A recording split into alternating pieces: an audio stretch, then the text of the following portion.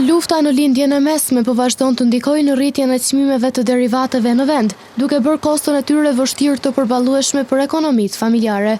Ndonse nga presidenti amerikan Trump javë më parë ishte thënë se do të ketë ulje të çmimeve, e njëjta nuk u reflektua edhe në tregun lokal. Ekipi ynë ka qëndruar gjatë ditëve në terren për të kuptuar se si qëndron situata me çmimet e derivateve dhe krahasuar me ditën e djeshme, çmimi i naftës dhe benzinos ka shënuar rritje përsëri sot. Dje çmimi i naftës ka lëvizur nga 1.57 deri në 1.60 euro për litër, ndërka çmimi i benzinës nga 1.35 deri në 1.36 euro për litër. Ndërka çmimi i naftës gjatë ditës së sotme është parë të ketë pasur rritje masive, ku për 1 litër naftë çmimi lëviz nga 1.57 deri në 1.64 euro, ndërsa për benzinë varion nga 1.36 deri në 1.43 euro për litër.